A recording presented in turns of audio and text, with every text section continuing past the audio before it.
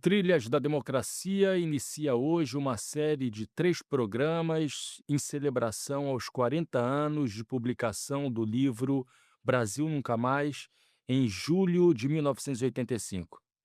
Passarão por aqui ex-presos políticos, familiares de desaparecidos políticos e uma advogada de familiares dos desaparecidos políticos. Assistam e divulguem. O Trilhas da Democracia de hoje dialoga sobre a importância da luta por memória e justiça no processo de democratização inconclusa da sociedade e do Estado brasileiros. Nós recebemos aqui 2 convidados, um presencialmente no estúdio Roberto Saturnino Braga, no centro do Rio de Janeiro, Felipe Nin, que é arquiteto, urbanista e vem travando uma luta árdua pela transformação do antigo prédio da Rua da Relação, que abrigou o DOPS no Rio de Janeiro, num centro de memória e direitos humanos. Felipe, seja muito bem-vindo ao Trilhas, é um prazer recebê-lo aqui. Muito obrigado, Marco, obrigado, Normando, saudar aí também o Morrice. E em São Paulo, por meios remotos, Maurice Politi, que já foi entrevistado no Trilhas da Democracia, ex-preso político da ditadura de 1964, e que está à frente do núcleo Memória de São Paulo. Maurice, seja muito bem-vindo ao Trilhas da Democracia, é um prazer recebê-lo mais uma vez.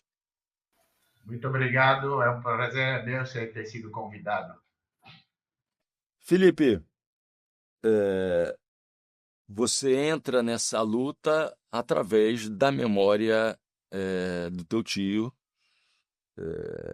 que foi barbaramente torturado, foi trucidado nas prisões, na verdade na prisão na Barão de Mesquita 425, o tristemente famoso quartel do Exército na Tijuca, e depois torturado de novo, mais uma vez, no hospital do Exército.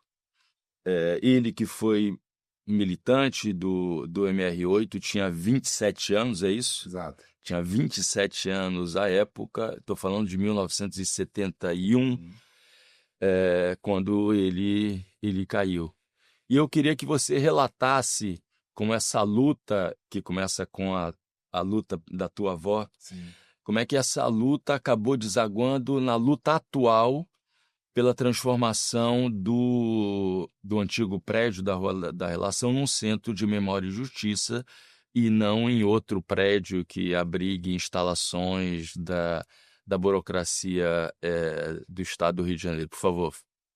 Bom, primeiro agradecer mais uma vez, né, o convite, a oportunidade de falar mais uma vez sobre esse caso, sobre essa luta. Bom, o Raul, ele era o irmão mais velho de 9, né, família grande, e meu pai, na época, tinha 19 anos quando o Raul Amaro foi assassinado. E, enfim, a polícia toda perseguiu a família, né? O meu avô morreu 1 ano depois de depressão, de desgosto. Minha avó lutou o resto da vida para responsabilizar o Estado pelo assassinato do filho dela, e meu pai, na época, transformou a dor em luta e entrou na clandestinidade e viveu, né, por muitos anos na clandestinidade, foi do MEP, né?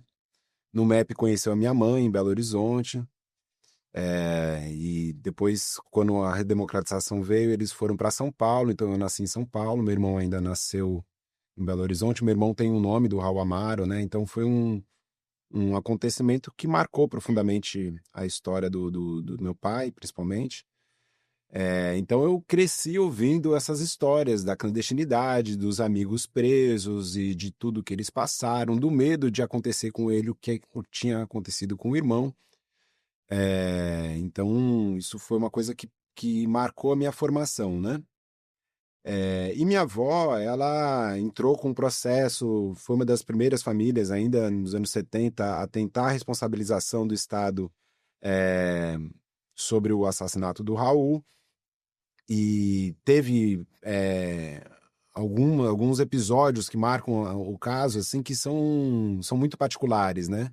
Então, em 81, tem um soldado que atuava no doicode e que procura a família para testemunhar no processo, né? Então, esse é um testemunho, assim, raríssimo de um agente do doicode que testemunhou a tortura do Raul Amaro. Depois ele deu algumas entrevistas na imprensa, tem uma matéria, uma entrevista que ele dá na Folha de São Paulo, que é incrível, assim, que inclusive faz um croquis de como que funcionava o doicode na época.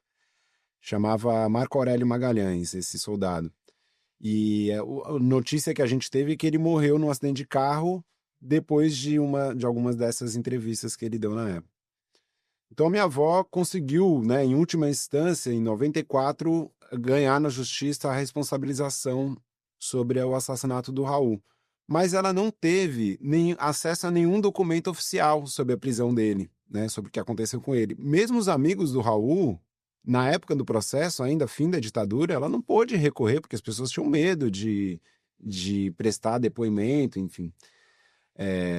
Então, em 2012, quando tem aquele momento prévio ainda à instalação da Comissão da Verdade, e aí tem um ato que eu acho que talvez tenha sido, na minha opinião, um dos atos mais importantes da trajetória da Dilma na vida pública, que foi a destinação dos documentos, ela ainda é ministra da Casa Civil, destinação dos documentos do SNI para o Arquivo Nacional, a disponibilização, a consulta desses documentos, que foram fundamentais para que a Comissão da Verdade, inclusive, pudesse, né, ter o êxito que teve. E aí, nesse momento, saem algumas matérias no jornal sobre essa movimentação, né, da transferência desses arquivos para o Arquivo Nacional. E aí o Globo solta uma matéria com uma foto do Raul Amaro sendo fichado no DOPS. Então, quando sai essa matéria... Uma foto que vai aparecer agora. Isso. E que essa foto, se ela tivesse tido acesso a essa foto na época do processo, ela teria ganhado de cara, porque o que os militares alegavam é que as lesões que ele sofreu foram em decorrência dele ter resistido à prisão, né? E a foto já é dele sendo fichado e você vê que ele não tem nenhuma lesão marcada, né? E aí um irmão que é advogado e que era muito amigo do Marcelo Zelic, que, enfim, era do Grupo Tortura Nunca Mais de São Paulo, que coordenava um projeto chamado Armazém Memória, que era sobre os documentos da ditadura, procura o Marcelo para nos ajudar a ir atrás desses documentos, né? Então fomos no Arquivo Nacional, no Arquivo Público do Estado do Rio de Janeiro, no Arquivo Público de São Paulo, fomos no Grupo Tortura Nunca Mais aqui do Rio de Janeiro, fomos atrás dos documentos da minha família, né? Enfim, fizemos aquela busca, né? E chegamos só de documentos oficiais em mais de 300 páginas de documentos sobre o caso dele, né? Que foi também uma coisa muito particular. Você pega o caso do Rubens Paiva, por exemplo, praticamente não tem documentos públicos, né, sobre o período em que ele esteve preso, né? O Raul Amaro foi preso no dia 1º de agosto de 1971, foi assassinado no dia 12 de agosto. Então ele ficou menos de 2 semanas, né? E nessas 2 semanas tem mais de 50 páginas só desse período da prisão dele, né? E aí... É uma exceção. Que é muito raro, muito raro. E aí, assim, a riqueza de detalhes é impressionante. Então, assim, a gente encontrou 4 relatórios dos interrogatórios que ele sofreu. Então, há indício de pelo menos 4 sessões de tortura. Uhum. 2 desses interrogatórios, as datas são já posterior à entrada dele no Hospital Central do Exército. Então, provavelmente ele sofreu 2 interrogatórios dentro do Hospital Central do Exército. E aí a gente foi pegando pela data de organização dos documentos, né? O Marcelo sugeriu uma metodologia que era da gente renomear os arquivos já digitalizados pela data em que eles foram produzidos, e assim os documentos foram se organizando, né, de maneira cronológica. E aí encontramos um documento do dia 11 de agosto, ou seja, um dia antes da morte dele, do comandante Silvio Frota, encaminhando 2 agentes do DOPS para interrogarem ele dentro do Hospital do Exército e comunicando isso ao diretor do Hospital do Exército. Então, só nesse documento, que é um ofício simples, você tem o nome do Silvio Frota, você tem o nome do escrivão, que era o Jeová Silva, tem o nome do comissário, que era o Eduardo Rodrigues, e o nome do diretor do hospital, que assentiu que eles entrassem para fazer esse interrogatório. O Frota é aquele que teve como ajudante de ordem eu ia falar condenado, o recém-condenado. General Heleno, que então era capitão e ajudante de ordem do Silvio Frota, e que em 1979, né, tenta dar um golpe dentro do golpe e é desarticulado pelo Geisel. Sempre bom ver como esses nomes Permanecem. e as relações entre... Você não imagina a minha alegria em ver o general Imagino. Heleno condenado na Imagino. última semana. E aí, tem o relato desse último interrogatório, termina a última frase desse relato, diz, ele falou sobre isso, falou sobre aquilo, e termina assim, não houve tempo de inquiri-lo sobre tais e tais informações. Ou seja, o próprio relato do interrogatório indica que ele morreu durante o interrogatório, não no dia 11, não no dia 12 de agosto. Né? Felipe, eu queria... só que, antes de passar a palavra para o Maurice e depois para Normando, duas coisas. Primeiro, alguma coisa que me chamou muito a atenção.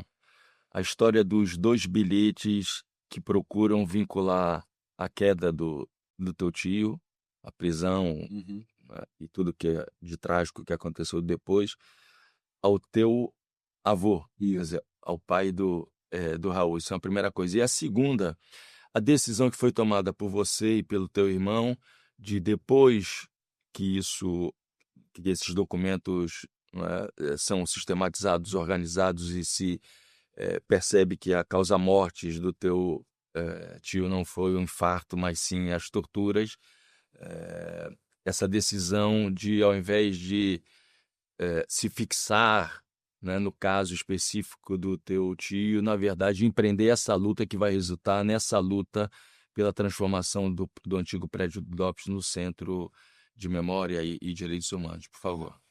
Então, essa questão dos bilhetes, né? E, como eu falei, os documentos eles pegam um período para além do período que ele esteve preso, né? Então, como a família na época conseguiu, né, ter acesso ao corpo, enfim, mobilizou todos os esforços possíveis para tentar, né, responsabilizar o Estado e ir atrás de explicações. Então, minha avó foi uma pessoa que lutou muito na época, conheceu a Zuzu Angel, né? Participou depois da fundação do Grupo Tortura Nunca Mais, enfim, uma pessoa que atuou muito nesse campo. E isso, claro, que gerou reverberações no governo na época. Foi um caso que teve alguma repercussão. E foram gerados, então, relatórios para os altos escalões do governo na época que tentavam explicar o que tinha acontecido, né? E um desses relatórios, eles tentam justificar a morte dizendo que ele teria resistido à prisão, que o meu avô teria entregado ele para as autoridades, enfim, então tentar justificar a morte dele com base nisso. E aí, só que quando a gente fez a pesquisa, a gente encontra não só esse relatório, mas todos os documentos que foram usados pelos agentes para produzir essa versão, né?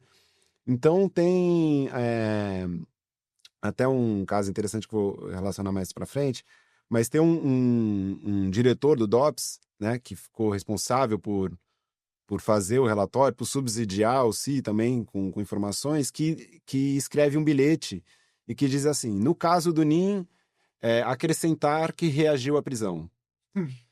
E tem um outro bilhete que fala, no caso do NIM, acrescentar o papel do genitor. E aí isso aparece, e aí pelas datas, como a gente fez aquela organização, você vê que esses bilhetes eles foram de semanas antes ao relatório do CI, na época, para o ministro da Defesa, enfim. Era para o Zaid, era da Justiça, né? Ministro da Justiça, exatamente. Então, um relatório, a gente entregou na época das Comissões da Verdade um relatório que foi uma contribuição da família às Comissões da Verdade, com base nessa pesquisa que a gente fez, e que tem toda uma parte que fala a desconstrução da versão oficial sobre o assassinato dele, né? E esse é um dos elementos, né? E aí, assim, em 2012, a minha avó já tinha ganho esse processo na Justiça Federal. No relatório, a gente chegou ao nome de 18 agentes de Estado responsáveis pela prisão, tortura e assassinato deles. Isso foi entregue às Comissões da Verdade. Claro que a gente gostaria, né, que se fizesse justiça, né, que esses agentes fossem chamados a depor, né. Inclusive, foi uma das demandas que a gente fez às Comissões da Verdade que não fomos atendidos. Nenhum desses 18 agentes, os que estão vivos, foram chamados a falar. Bem, o cara podia até se recusar aí, enfrentar isso, as consequências disso ou não, mas enfim, eles não foram sequer chamados, né? Então, acho que esse é uma crítica que a gente faz ao trabalho da Comissão da Verdade na época. Mas, de qualquer maneira, foi um caso que teve uma ampla repercussão, a família foi indenizada, enfim. Então, assim, o que era mais importante para nós é que esse trabalho, né, que a repercussão desse trabalho, ele tivesse um impacto não só para a família, mas tivesse um impacto para a sociedade, né, que o que aconteceu com ele fosse divulgado e que outras pessoas que não tiveram esse acesso, não tiveram a chance de ter essas informações, pudesse ser reparada de alguma maneira através de uma política de Estado, de reparação sobre o que foi a ditadura, né?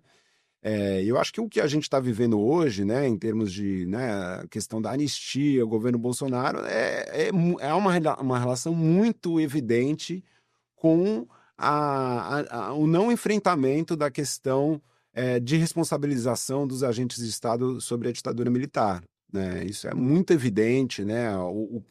Quem o Bolsonaro quem ele representa, o Augusto Heleno, que a gente já falou aqui, né? E agora essa discussão de anistia, isso a gente está vivendo um desdobramento dos mesmos acontecimentos até hoje, né? A gente vai voltar a falar sobre a luta pela criação desse Centro de Memória e Direitos Humanos no antigo prédio do DOPS, mas agora eu gostaria de ouvir Maurice. Maurice, por favor, o microfone. Maurice, eu queria te ouvir agora. Rafael narrou essa história que acabou resultando nessa luta travada hoje. Eu gostaria de ouvir a história que resultou na criação do Museu da Resistência e dessa luta que é travada para a transformação do antigo prédio da Operação Bandeirantes e do Doicólio na Rua Tutóia, também num centro de memória, e aquilo que está sendo feito no antigo prédio da Auditoria Militar. Por favor, Maurice. Bem, obrigado por ter me convidado novamente. Eu acho que eu vou dar um depoimento que, mais do que pessoal, de como eu me envolvi nessa luta desde a época que eu vivia. Eu vivi 7 anos, depois da minha expulsão do país, eu vivi 5 anos fora do país, voltei com a anistia e depois fui morar na Argentina. Então, na Argentina é que tomei conhecimento, a primeira, né, ainda antes do ano 2000, morei 7 anos lá e fiquei, vamos dizer, fui familiarizado com esse conceito de lugar de memória que na Argentina existia desde o fim da ditadura. Ali conhecemos a entidade chamada Memória Aberta, que é uma das principais de Buenos Aires, enfim, da Argentina, que luta a favor, sempre teve ao lado do pessoal do CELS, que é o Centro Econômico Legal e Sociais, também uma entidade acadêmica. E aí, através dos contatos mantidos lá, quando voltei ao Brasil, formamos o Núcleo Memória em 2009. E a ideia do Núcleo Memória é justamente lutar para a transformação dos lugares que foram lugares simbólicos e lugares de violações de direitos humanos em memoriais, em lugares que a gente chama lugar de memória ou de consciência. Tal como tem na Argentina, tal como tem na Alemanha, tal como tem no Chile, né? E aí começamos a desenvolver essa atividade em São Paulo no ano de 2009. Mas mais do que falar da experiência pessoal, E eu gostaria de fazer assim um pequeno histórico das iniciativas que a sociedade civil brasileira teve na luta pela preservação da memória, a luta pela verdade e a luta pela justiça. Eu queria lembrar a todos os nossos ouvintes, os nossos telespectadores que estão olhando, que estão presentes aqui, de que durante mais de 20 anos no Brasil, esse tema da ditadura esteve debaixo do tapete, né? Os governos democráticos, depois do fim da ditadura, fora uma outra concessão, né, que fizeram a sociedade civil, como a lei a comissão de familiares de mortos e desaparecidos formada pelo Fernando Henrique em 1985, a comissão de anistia de 2001, embora elas fossem importantes realizações para a busca da verdade, o fato de termos ficado quase 20 anos sem falar desse aspecto para a sociedade fez com que, a gente sempre fala, né? Em 1980, uma pessoa que nasceu em 1985, no ano de 2007, e esse ano tem que ficar gravado na memória das pessoas que lutam por verdade e justiça, é que em 2007 foi a primeira vez que houve uma audiência pública convocado pelo ministro da Justiça da época, o Tarso Genro, convocado pelo presidente da Comissão da Anistia, Paulo Abrão, e também pelo ministro de Direitos Humanos, Paulo Vanucchi, que tinha sido companheiro nosso na prisão. Foi a primeira vez que se levanta a questão da anistia para os torturadores, para os perpetradores, e o Ministério da Justiça chama a audiência pública em 2007. Então, a gente sempre fala, né? Quem nasceu em 1985 e só ouviu a questão da anistia, do perdão aos perpetradores e tudo que tinha acontecido na ditadura, foi em 2007. E em 2007, essa audiência pública no Ministério da Justiça, ao qual eu participei, onde foi chamado toda a sociedade civil, Ministério da Defesa, as polícias federais, as organizações da sociedade civil, como os grupos Tortura Nunca Mais, a Comissão de Familiares. Foi ali, no hall do Ministério, com mais de 700 pessoas presentes, que se discutiu esse assunto pela primeira vez de forma oficial, e o governo assumindo essa questão da discussão desse tema. A partir daí é que teve, vocês lembram, a DPF, que a OAB lançou ao Supremo Tribunal Federal para definir se os torturadores, os perpetradores estavam incluídos ou não na lei de anistia, e infelizmente para nós, em 2010, um ano depois, foi julgada a ação, e por 7-2 perdemos a ação, porque eles consideraram que sim, a lei de anistia englobava aqueles perpetradores. Então, o debate sobre esse tema começa em 2007, e eu lembro que em 2009 o Ministério de Direitos Humanos publica, depois de uma consulta a todo o país, o Plano Nacional de Direitos Humanos 3. Nesse Plano Nacional de Direitos Humanos 3, pela primeira vez aparece o quê? Aparece a necessidade da formação de uma comissão da verdade, aparece a transformação dos lugares de tortura, de morte, de assassinato em lugares de memórias, em museus, e aparece, então, o debate pela sociedade. Então, eu acho importante a gente fazer esse retrospecto, porque a Comissão da Verdade, ela embora foi criada pela Dilma em 2012, a nossa luta pelo Memorial da Resistência, que você bem lembrou aqui, que começa em 2005, né? Ele é vitorioso em 2009 com a transformação do antigo DOPS no Memorial da Resistência. Tudo isso, o caldo que veio, né, trazendo todo esse tema, ele demorou 20 anos. Então, quem nasceu em 85 tinha 21 anos quando se debateu isso publicamente. 20 anos, vocês sabem muito bem, é toda uma geração.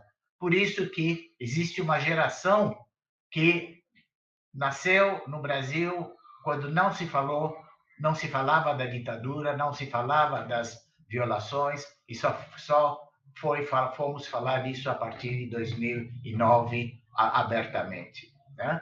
Então, nós aqui em São Paulo, nós tínhamos o Núcleo Memória funcionando regularmente, tínhamos na época um outro fórum que chamava o Fórum dos Ex-Presos e Perseguidos Políticos do Estado de São Paulo, esse existente desde 2001, né? E a partir da nossa reivindicação primeira foi a transformação do DOPS daqui de São Paulo, na Estação da Luz, no museu e no memorial, ao estilo daqueles existentes em Buenos Aires. Eu me lembro que foi uma luta que nós começamos a falar com o governo do Estado em 2004, 2005, e como eu sempre digo, essas coisas são políticas, elas têm que esperar um momento oportuno, e nesse momento oportuno surgiu para nós no ano de 2007, quando fomos chamados pelo então secretário da Cultura do Estado de São Paulo, que era José Serra, né, que depois foi governador, deputado. José Serra, um homem que tinha sido exilado no Chile durante a ditadura, tinha nomeado como secretário da Cultura outro ex-exilado, João Sayad, né? E eles nos chamam e nos dizem, bom, o que vocês querem fazer desse local? E falamos, queremos fazer desse local um museu e um memorial dedicado à resistência contra a ditadura. Por isso, então, o nome, que era inicialmente, esse lugar tinha sido chamado Memorial da Liberdade, virou o Memorial da Resistência. O próprio governo do Estado assumindo os custos da transformação desse espaço, e nós, como integrantes do Núcleo Memória, fomos ouvidos durante meses, participamos dos grupos de trabalho de forma voluntária, né? Participamos com os nossos testemunhos, porque, claro, a equipe de museólogos, historiadores, arquitetos, designers, que foi contratado para a transformação do espaço, eram gente jovem, era gente muito dedicada, profissionais da área, nenhum de nós tínhamos a mesma qualificação profissional que eles, só que quem conhecia o que tinha acontecido nesse lugar, naturalmente, eram os ex-presos políticos que tinham passado por lá. E hoje eu tenho que dizer que o Memorial da Resistência, para nós, é uma bandeira que nós fincamos em 2009, foi inaugurado em 2009, e hoje é o 6º museu mais visitado da cidade de São Paulo, com aproximadamente 80 mil visitas por ano, a maioria de jovens. Então, é o que se chama, em inglês, um success story. É uma história de sucesso, o memorial está consolidado, está institucionalizada, apesar do governador e da Secretaria da Cultura atual não serem favoráveis a eles. Por isso que a nossa luta pelo DOI-CODE, que eu já vou citar, está enfrentando toda a dificuldade, porque o momento político hoje não é o mesmo daquele de 2007, que quando conseguimos o apoio do governo, né? Mas, apesar deles serem contra, eles dão todo o apoio a esse memorial, que tem, como eu falei, 80 mil visitas, e é claro, vocês sabem melhor que eu que o sucesso do lugar, museu, depende muito da visitação e dos números que apresenta. Então, o memorial foi... Maurice, antes de passar agora para a luta do Rio e agora para a luta em São Paulo, eu queria que Normando fizesse tem um comentário e, claro, uma provocação ao Maurice, ao Felipe, que é sobre a continuidade, né, que o Exército consegue dar ao que há de pior envolvido na repressão política durante a ditadura militar. Tem uma passagem do Himmler, o odioso Himmler, chefe das SS, da milícia SS, que é uma milícia, né, na Segunda Guerra Mundial. Em 1943, ele reúne o alto oficialato das SS para dizer que o extermínio dos judeus da Europa continental é a mais bela obra que vai ficar para a história da SS, mas uma obra que deverá ser secreta, que devem se queimar os documentos, que não deve ter registro nenhum daquilo. E a gente sabe da histórica luta do povo judeu, né, e de vários não sionistas, no sentido opressor que a gente conhece hoje, pela restauração dessa história. Aqui, como não nos defrontamos com o nosso passado, o Exército Brasileiro ele vai para o Haiti, na MINUSTAH, no início dos anos 2000, coleciona uma série de denúncias de extermínio, tortura, estupro, roubo, corrupção. Muito pouco disso é apurado. Grande parte dessas condutas foi acobertada. O próprio general responsável, o Heleno, né, o quando capitão, ajudante de ordens do Silvio Frota, ele, enquanto comandante da MINUSTAH, é pedido o afastamento dele, né, pela OEA e pela ONU, pelo Alto Secretariado de Direitos Humanos da ONU e pela Comissão de Direitos Humanos da OEA, e afastado, ele cai para cima quando volta ao Brasil, né? Recebe o comando militar da Amazônia. Isso tem uma continuidade, né, que me leva, o Maurice mencionou um dado importante, que é a ação de arguição de descumprimento de preceito fundamental, né, de 2009, que a OAB moveu. Eu fui muito crítico à época, porque já na época eu tive a oportunidade de discutir isso com a juíza Kenarik Bujukian, que é uma militante de primeira ordem dos direitos humanos, já achava que tinha sido muito ousado o gesto, porque ia dar no que deu. Mas versões piores, né, identificam a atuação do Exército no resultado da DPF. Existe um relato de que o falecido ex-ministro do Supremo, Sepúlveda, pertence, já à época da DPF, um advogado, ele deixa o Supremo em 2007, teria atuado a pedido dos generais para a acomodação naquela DPF, né, no sentido de que, sim, o Supremo chancelasse que a lei de anistia de 79 teria anistiado todos os crimes contra os direitos humanos praticados pelo Exército. E o resultado concreto disso, né, como você destacou na tua fala, é a realidade que a gente está vivendo.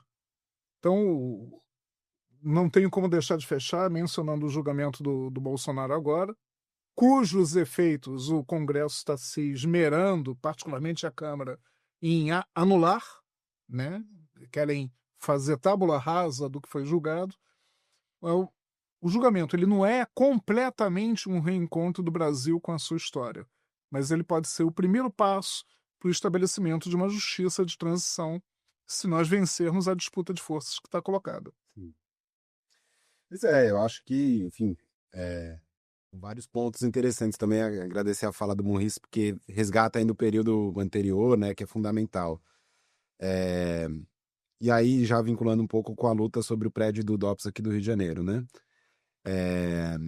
Esse prédio, ele é um prédio que foi construído para ser a primeira sede da Polícia Federal, né, na recém-instituída República, né? E foi onde se organizou a polícia política a partir do governo, já até antes do governo Vargas, mas claro que muito impulsionada também no governo Vargas, todo um aparato repressivo da polícia política, né? Então a gente já tinha nessa época, né, nos anos 30, o DESPS, que era a Delegacia Especial de Segurança Política e Social, né? Que é onde reprimiu, né, a Olga Benário, Prestes, Nise da Silveira. Aparecem fotos exatamente de Olga Benário, Luiz Carlos Prestes, Nise da Silveira, e Tagu, Marighella, Mário Lago, Abdias Nascimento, né?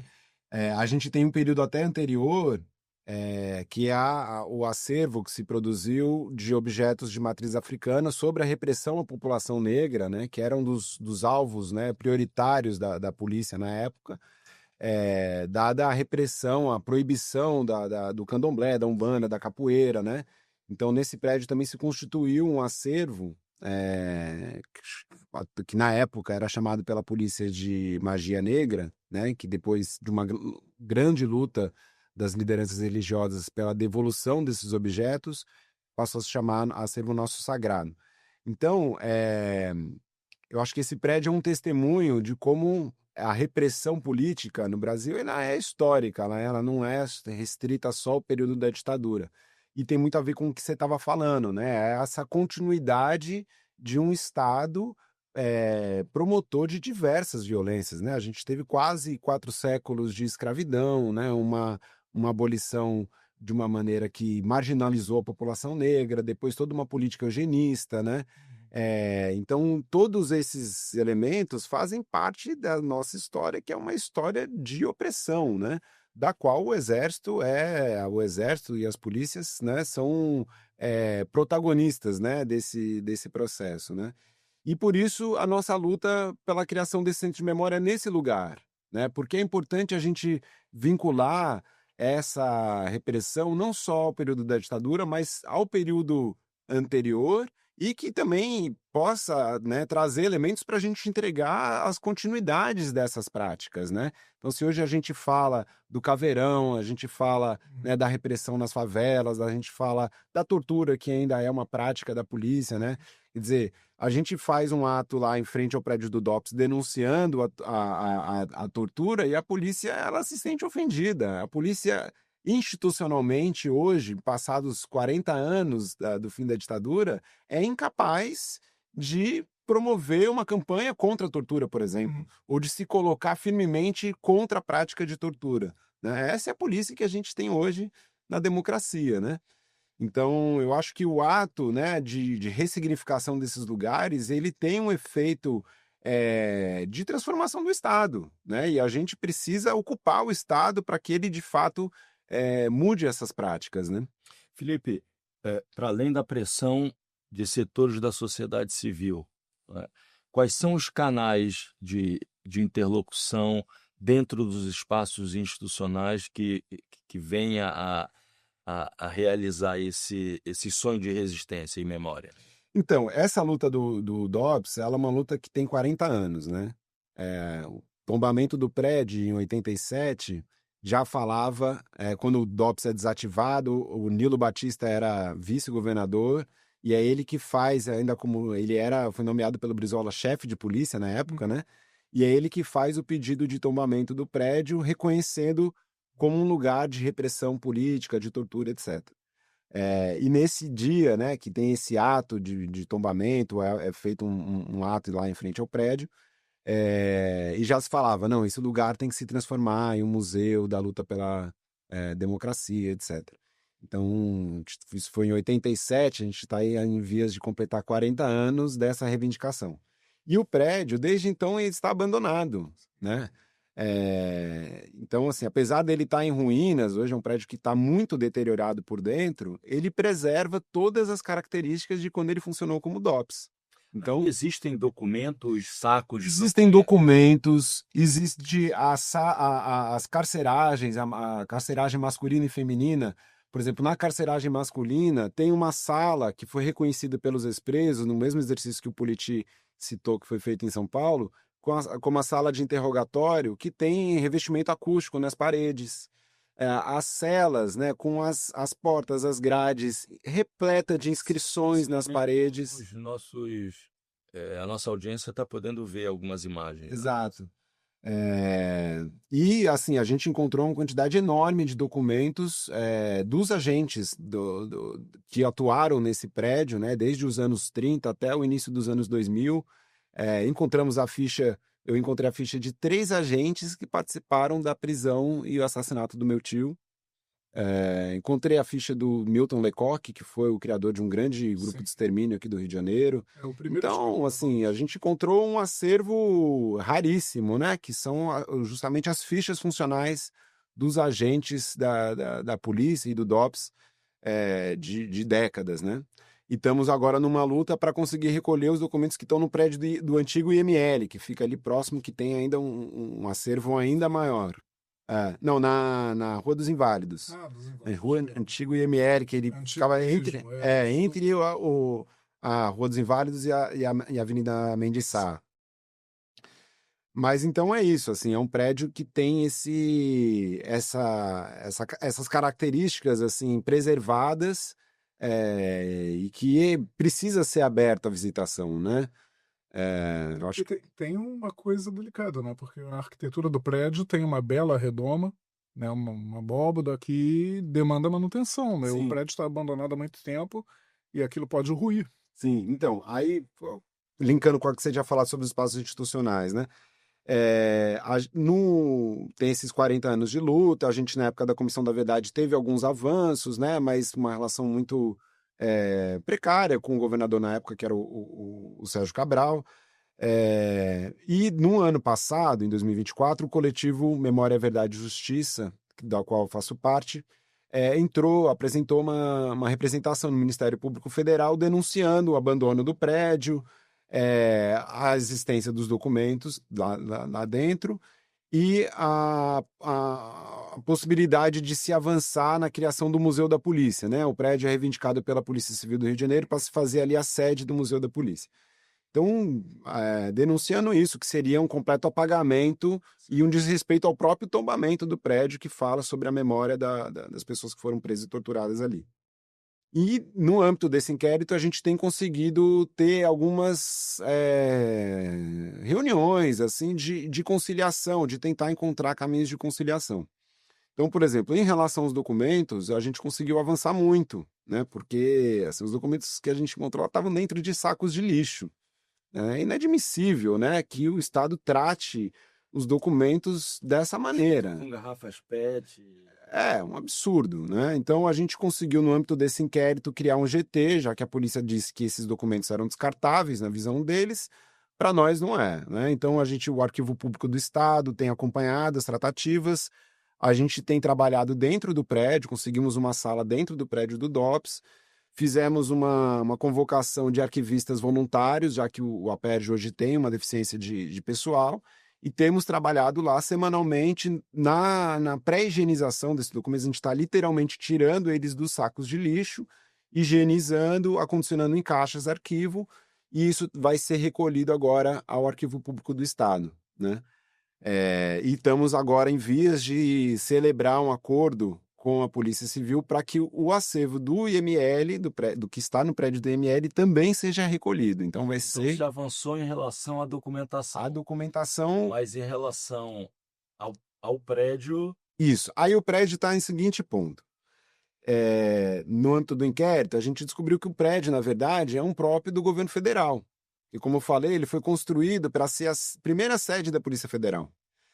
E ele é transferido para o governo do estado nos anos 60, quando tem a mudança da capital para Brasília, tem uma lei que transfere os imóveis, a gestão dos imóveis de atividades que eram feitas pela União, que passaram a ser assumidas pelo governo da província na época da Guanabara e depois o governo do estado. Então esse prédio está no rol aí desses imóveis, né? Mas no termo de cessão, há uma previsão de que, caso essa finalidade para o qual ele foi cedido deixasse de existir, ele seria então retomado pelo governo federal. Então tem uma brecha. Exato. Importante. Então, ele deixou de funcionar como delegacia de polícia nos anos 80. Né? Então, há 40 anos que ele... E a polícia não reivindica o prédio para ser uma delegacia, ele reivindica o prédio para ser um museu, Outra função. uma atividade cultural, né? Então, a gente, em junho agora desse ano, lançamos uma campanha, uma nova momento dessa campanha, né? Chamada Sem Memória Não Há Democracia, para pressionar a ministra Esther Dweck, né? Do Ministério de Gestão e Inovação, quem tem a responsabilidade, né? Pela Secretaria de Patrimônio da União, para que eles retomem o prédio e implementem o Centro de Memória, né? A gente teve a oportunidade de fazer essa demanda chegar no presidente Lula, que apoiou de primeiro momento, né? Determinou que o Ministério de Gestão iniciasse as tratativas com o governo do Estado, e aí se envolveu o Ministério da Cultura, com quem a gente tem dialogado, o Ministério dos Direitos Humanos, com quem a gente tem dialogado, mas falta uma ação mais efetiva no sentido de reivindicar o imóvel de volta, né? Eu acho que o governo federal ainda está patinando muito nessas tratativas com o governo do estado para que a gente tenha esse ato, né, concretizado, e a gente possa, enfim, começar a discutir a criação do Centro de Memória. Maurice, e agora já houve um avanço em relação ao antigo prédio da Auditoria Militar, e a questão agora se situa na disputa pelo prédio da Rua Tutóia. Eu queria, antes de falar sobre isso, me referir ao que o professor citou sobre a situação militar e a questão da DPF e tal, lembrando quem está nos assistindo que ultimamente saíram 2 livros publicados muito importantes em relação a esse legado que os militares deixaram no Brasil. Um é o do jornalista Fábio Victor, acho que é um livro que todo mundo tem que ler, chamado Poder Camuflado, e outro é o último livro do professor Carlos Fico, chamado Utopia Autoritária, que também é essencial para quem quiser esses 2 livros, conhecer os meandros do papel dos militares na história do Brasil e por que até hoje sofremos essa impunidade que agora estão discutindo novamente para o Bolsonaro. Então, só lembrando isso para os telespectadores e, ao mesmo tempo, dizer da nossa luta pelo DOI-CODE.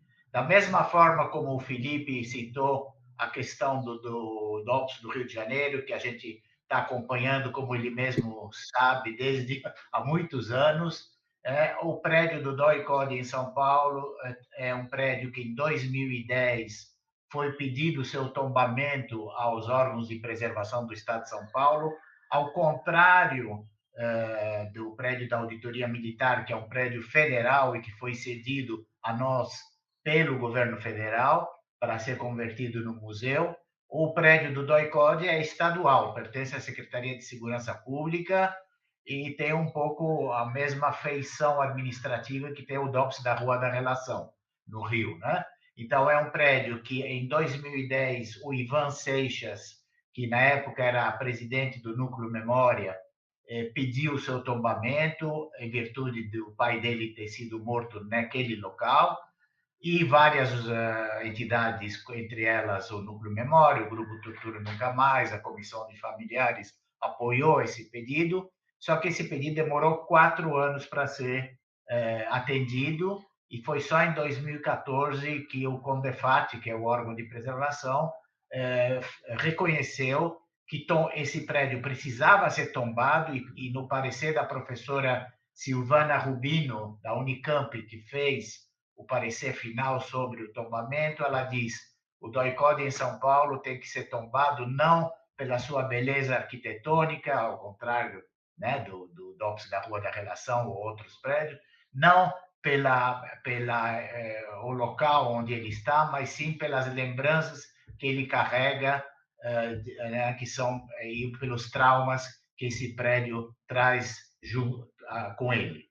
Então, o prédio foi tombado em 2014 e, na época, o governador do estado, nós fomos falar com o governador do estado, era o Geraldo Alckmin, hoje vice-presidente, e o Geraldo falou para nós: olha, vocês, uma vez que se consegue o tombamento, eu vou passar esse prédio da Secretaria de Segurança para a Secretaria da Cultura, e a Secretaria da Cultura, com quem a gente tinha um ótimo relacionamento, se encarregará, então, de fazer desse prédio um memorial. Infelizmente, o Alckmin não cumpriu com a promessa, e no ano seguinte que ele nos falou isso, teve eleição, ele nos disse que ele não podia, na época eleitoral, fazer isso. O bairro onde fica o DOI-CODE em São Paulo é um bairro de classe média alta, que imediatamente fez um abaixo-assinado pedindo para não se converter esse lugar num memorial. Então, naturalmente, é época de eleição, ele não podia ali desatender as pessoas do bairro. O seu sucessor também não cumpriu. O sucessor do sucessor, com quem a gente teve um diálogo muito bom, que era o João Dória, cujo pai esteve também exilado pela ditadura, também prometeu que ia tomar esse assunto em mão, mas, infelizmente, não o fez. Nós, do Núcleo Memória, então, o que nós decidimos fazer? Decidimos, já que o prédio tombado, ele não pertence mais ao Estado, ele pertence à sociedade paulista, à sociedade de São Paulo.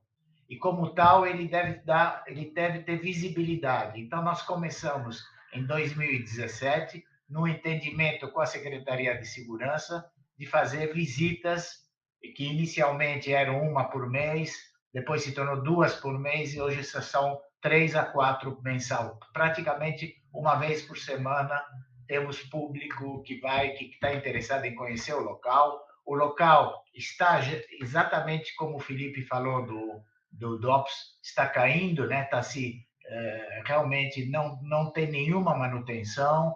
E o que o governo atual quer é que realmente ele seja literalmente tombado, porque já não vai mais existir. Embora ele tombado não pode ser alvo de modificação, tem infiltrações, tem, né, a falta de cuidado faz com que a gente teme pelo seu futuro. E Maurice, existe alguma iniciativa, como alguma vontade, como aqui no Rio de Janeiro, alguma reivindicação por parte do governo do estado de transformação? Sim. Sim, por favor. Nós temos uma ação civil pública. Nós começamos a fazer as visitas em 2017. Aí veio a pandemia, tivemos que interromper. Em 2021, o Ministério Público Estadual, né, e essa ação ainda é válida até hoje, porque ela não teve ainda uma conclusão. Move uma ação civil pública apoiada pela sociedade civil em São Paulo, e o Núcleo Memória litis consorte nessa ação, quer dizer, participa da ação, e nessa ação, que foi dada a um juiz de primeira instância, ele fez uma audiência pública de conciliação, exatamente o que o Felipe estava citando, né? Nós fizemos uma audiência de conciliação, só que o governador atual e a secretária da Cultura disseram que eram contra um entendimento. Então, o juiz tem que julgar. Só que o juiz não julga justamente por quê? Porque, nesse momento, o momento político não é favorável a uma decisão do juiz, né, para que seja convertido o local no memorial. Então, o que a gente prefere por enquanto, se constituiu um GT, um grupo de trabalho chamado GT do ICODE, formado por várias universidades, formado por 4 entidades da sociedade civil que buscam memória e verdade. E esse GT já fez trabalhos de arqueologia no local, foram achados da mesma forma que ali o Felipe relatou dos documentos. Nós não achamos documento, mas nós achamos vestígios biológicos, foram achados objetos, uma meia calça, papéis, canetas, cerâmicas, e tudo isso está sendo estudado pela Unicamp, né, para justamente constituir o dossiê que vai levar finalmente o juiz a tomar uma decisão. Nesse momento, Maurice, estão aparecendo imagens do Memorial da Resistência, no antigo prédio da Rua Tutóia e também no prédio da auditoria. Maurice, tu finalizou o teu raciocínio? Estão faltando 7 minutos para a gente finalizar o programa. Normando? Não, eu prefiro ouvir o Felipe. Eu queria que a gente, nesse momento final, falasse da importância desses lugares de memória. O Maurice acabou de falar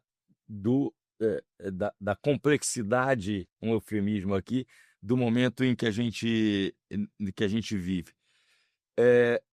Eu queria que a gente encerrasse, proponho a vocês que a gente encerrasse esse programa dizendo da importância da luta pelos lugares de memória da ditadura de 64, mas também da ditadura do Estado Novo, exatamente nesse momento em que é fundamental fazer com que o resultado do julgamento e da condenação do capitão reformado, ex-presidente da República e sua camarilha golpista neofascista, fazer com que isso seja apenas um primeiro passo na direção de realmente da realização da justiça histórica em relação às perseguições que foram implementadas pelos órgãos de repressão no Brasil, particularmente o Exército, mas também a Marinha, a Aeronáutica e as polícias militares.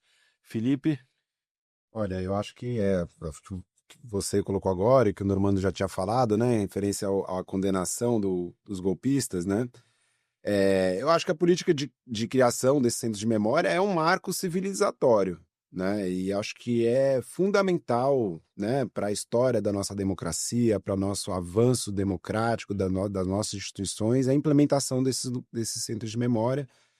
E como você falou, não só sobre o período da ditadura, da ditadura militar, a gente teve o Estado Novo, a gente tem todos os 400 anos de escravidão, a gente tem aqui no Rio o Cais do Valongo, o Instituto Pretos Novos, né? A gente tem o genocídio da população indígena, né? Então, o Brasil ele precisa de uma política de reparação sobre as violências cometidas pelo Estado ao longo de toda a sua história, para que isso possa ter um impacto sobre as práticas das nossas instituições, né? Então, para a gente poder pensar numa outra prática das nossas polícias, do nosso exército, a gente precisa passar por esse marco civilizatório que é a criação desses lugares de memória, e por isso o DOI-CODE de São Paulo, o DOI-CODE aqui do Rio de Janeiro, que continua funcionando com uma sede do Exército, a Casa da Morte de Petrópolis, o primeiro BIB lá de Barra Mansa, né, o DOPS do Rio, enfim, tantos lugares que precisam ser reconhecidos como lugares de violência cometidos pelo Estado brasileiro. Maurício?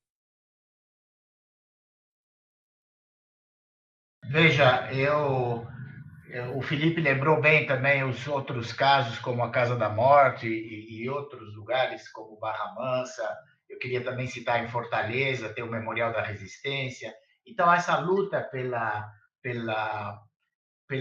existência desses lugares é uma recomendação da Comissão Nacional da Verdade, que o governo, naturalmente, federal, a gente almeja que eles cumpram as 29 recomendações.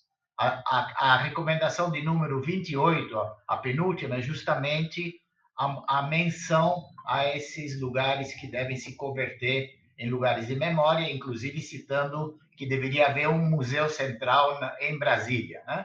Então, eu acho que a luta pela efetivação desses lugares vai contribuir, né, na medida que isso está acontecendo, como citamos, vai contribuir a mostrar que não podemos mais tolerar a impunidade, né? Não podemos mais, a sociedade brasileira não aceita a impunidade. A impunidade do passado é a que está hoje alimentando a impunidade do presente.